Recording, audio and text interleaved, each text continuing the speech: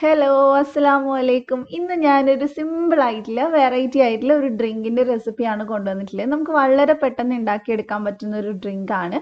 അതുപോലെ തന്നെ നമുക്ക് ഒത്തിരി ഇൻഗ്രീഡിയൻസ് ഒന്നും ആവശ്യമില്ല. നമുക്ക് നോക്കാം ഇതെങ്ങനെയാണ് ഉണ്ടാക്കുന്നതെന്നുള്ളത്.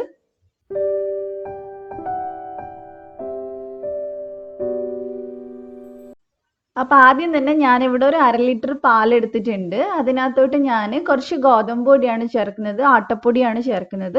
1/2 ലിറ്റർ പാലിൽ നമുക്ക് 2 ടേബിൾ സ്പൂൺ ആട്ടപ്പൊടി ചേർക്കാം. ഇനി ആട്ട ഇല്ലെങ്കിൽ മൈദ ചേർത്താലും കുഴപ്പമൊന്നുമില്ല.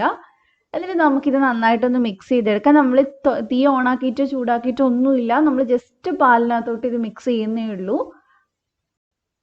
ഇനി നമുക്ക് ഇതിനകത്തോട്ട് പഞ്ചസാരയും കൂടെ ചേർത്ത് കൊടുക്കാം. പഞ്ചസാര ചേർക്കുമ്പോൾ കുറച്ച് അധികം ചേർക്കുക, കാരണം നമ്മൾ ഇതിനകത്ത് കുറച്ച് കഴിയുമ്പോൾ കുറച്ച് വെള്ളം കൂടെ ചേർക്കുന്നുണ്ട്. അപ്പോൾ അതിന് പാകത്തിനുള്ള പഞ്ചസാര ചേർത്ത് കൊടുക്കണം. ഞാൻ അവിടെ ഒരു 5-6 ടേബിൾ സ്പൂൺ എന്തായാലും ചേർത്തിട്ടുണ്ട്.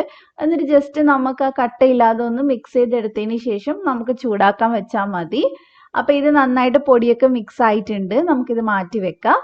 അതേപോലെ തന്നെ ഞാനിവിടെ ഒരു വലിയ ക്യാരറ്റ് ആണ്, അതൊന്ന് നന്നായിട്ട് വേവിച്ച് തൊലിയൊക്കെ കളഞ്ഞ് നന്നായിട്ട് വേവിച്ചെടുത്തിട്ടുള്ളതാണ്. ചെറുതാണെങ്കിൽ 2 വരെ എടുക്കുക. ഇപ്പം ഞാനിവിടെ പാല് ചൂടാൻ വെച്ചിട്ടുണ്ട്. ഇനി നമുക്കിത് ഒന്ന് ഇളക്കി കൊടുത്തുകൊണ്ടിരിക്കണം. നമ്മൾ ഇതിനകത്ത് ആട്ടപ്പൊടി ചേർത്തുകൊണ്ട് തന്നെ നമ്മൾ എപ്പോഴും ഇളക്കിക്കൊണ്ടിരിക്കണം, ഇല്ലെങ്കിൽ അടിയിൽ പിടിക്കാൻ സാധ്യതയുണ്ട്. അപ്പോൾ ഇടയ്ക്കിടയ്ക്ക് ഇളക്കി കൊടുത്തുകൊണ്ടിരിക്കുക. അങ്ങനെ ഒത്തിരി ഇത് കുറുക്കി എടുക്കേണ്ട ആവശ്യമൊന്നുമില്ല, ഒന്ന് ചെറുതായിട്ട് കുറുകി കിട്ടാനാണ് നമ്മൾ ഇതിനകത്ത് ആട്ടപ്പൊടി ചേർത്തിട്ടുള്ളത്. ഒന്ന് നന്നായിട്ട് ചൂടാവുന്ന സമയത്ത് ഞാൻ ഇതിനകത്തോട്ട് 3/4 ടീസ്പൂൺ ഏലക്കാപ്പൊടിയും കൂടെ ചേർത്തിട്ടുണ്ട്. അത് നമുക്ക് നന്നായിട്ടൊന്ന് മിക്സ് ചെയ്തെടുക്കാം. നല്ലപോലെ ഞാനിത് മിക്സ് ചെയ്തെടുത്തിട്ടുണ്ട്. ഇപ്പം ഇത് തിളച്ച് തുടങ്ങിയിട്ടുണ്ട്. നമ്മൾ ഫുൾ ഇത് ഒരു ലോ ടു മീഡിയം ഫ്ലെയിമിൽ ഇട്ട് വേവിച്ചെടുത്താൽ മതി, അല്ലെങ്കിൽ അടുക്കി പിടിക്കാൻ സാധ്യതയുണ്ട്. അപ്പോൾ തിളച്ച് കഴിഞ്ഞാൽ പിന്നെ 1-2 മിനിറ്റ് ഒന്ന് വേവിച്ചാൽ മതി. അപ്പോഴേക്കൊന്ന് ചെറുതായിട്ട് കുറുകി വരും.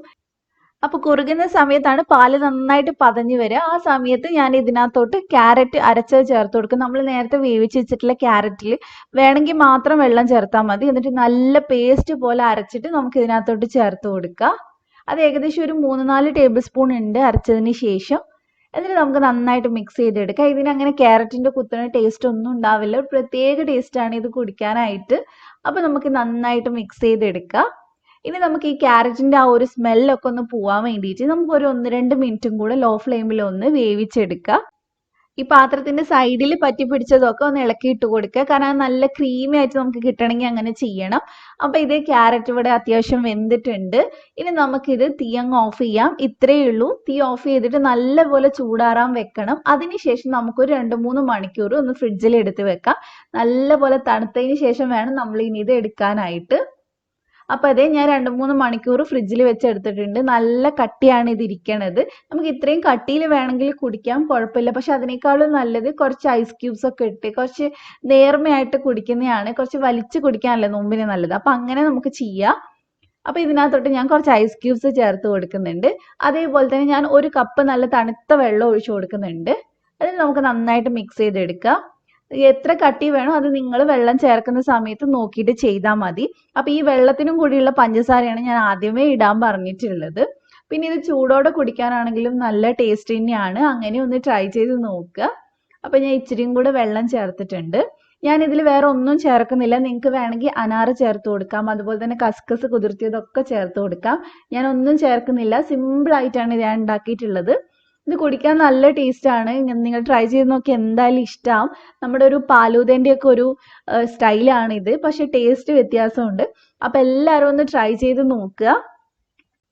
അപ്പോൾ നിങ്ങൾക്ക് എല്ലാവർക്കും ഈ ഡ്രിങ്ക് ഇഷ്ടമായിട്ടുണ്ടാകുമെന്ന് വിചാരിക്കുന്നു. ഇഷ്ടമായിട്ടുണ്ടെങ്കിൽ ട്രൈ ചെയ്തിട്ട് ഫീഡ്ബാക്ക് പറയാം. അതുപോലെ തന്നെ നിങ്ങൾക്ക് വീഡിയോ ഇഷ്ടമായെങ്കിൽ ലൈക്ക് ചെയ്യാൻ മറന്നു പോകരുത്. ആദ്യമായിട്ട് എൻ്റെ ചാനൽ കാണുന്ന ആരെങ്കിലും ഉണ്ടെങ്കിൽ ഒന്ന് സബ്സ്ക്രൈബ് ചെയ്യുക. എന്നിട്ട് തൊട്ടടുത്തുള്ള ബെല്ല് ക്ലിക്ക് ചെയ്തിട്ട് ഓൾ ക്ലിക്ക് ചെയ്യുക. എന്നാൽ മാത്രമേ ഞാൻ വീഡിയോസ് ഇടുന്ന സമയത്ത് നോട്ടിഫിക്കേഷൻ വരുള്ളൂ.